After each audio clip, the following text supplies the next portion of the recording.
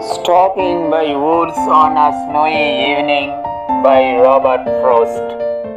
Stopping by Woods on a Snowy Evening was written by an American poet, Robert Frost, in 1922 and published in 1923 as part of his collection, New Hampshire. The poem is told from the perspective of a traveler who stops to watch the snowfall in the forest. Whose woods these are, I think I know.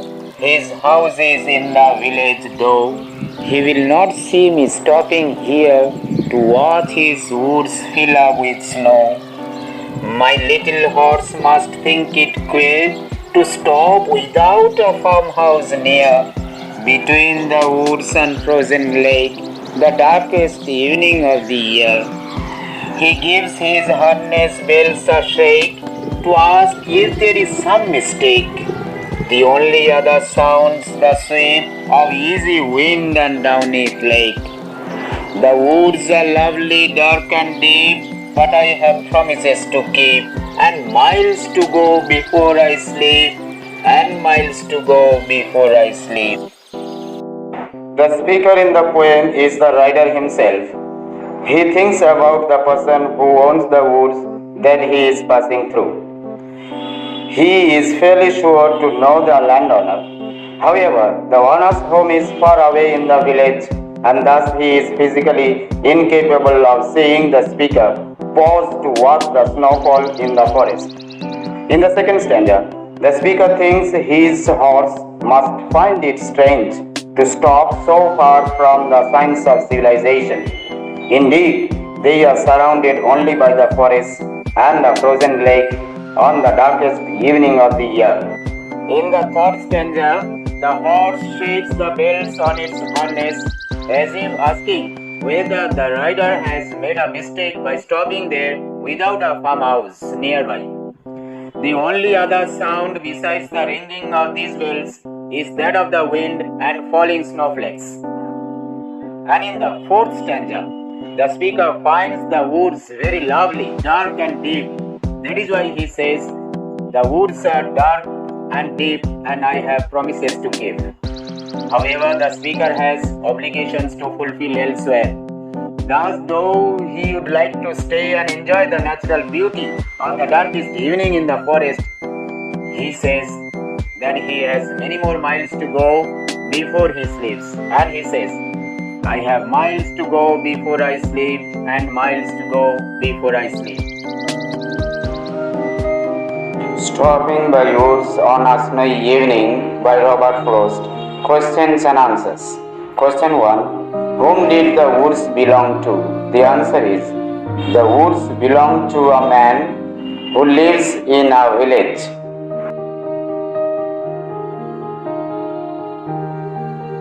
Question 2. Did the rider see a farmhouse there? The answer is, no. The rider did not see a farmhouse there nearby.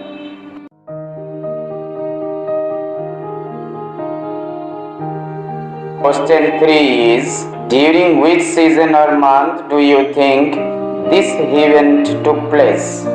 Give a reason for your answer. The answer is, I think this event took place during the winter as there was snow all over and the lake was frozen too. Question 4. How did the horse signal that he wanted to move on? The answer is, the horse signaled by shaking his harness bells to ask if the rider made some mistake stopping in the woods without a farmhouse nearby. Question 5. Why do you think the rider stopped by the woods? The answer is, in the first stanza, the poet says that he stopped by the woods to watch his woods fill up with snow.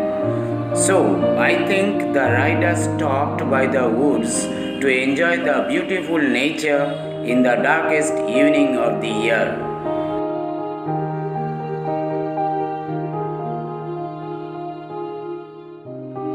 Question 6. Why was the horse puzzled? The answer is the horse was puzzled about stopping by the woods without a farmhouse nearby. Perhaps the horse was anxious to get back home in that cold and snowy evening.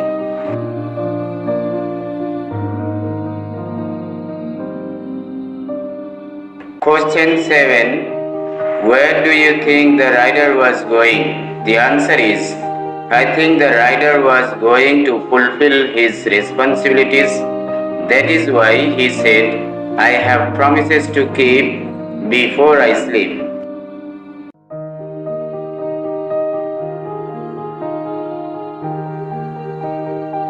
He gives his harness bells a shake to ask if there is some mistake. Who is he the poet is speaking about? The poet is speaking about the rider's horse.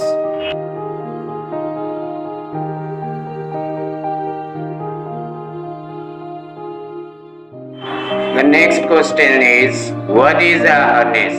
The answer is, a harness is a set of straps by which a horse is fastened to a cart and is controlled by a driver.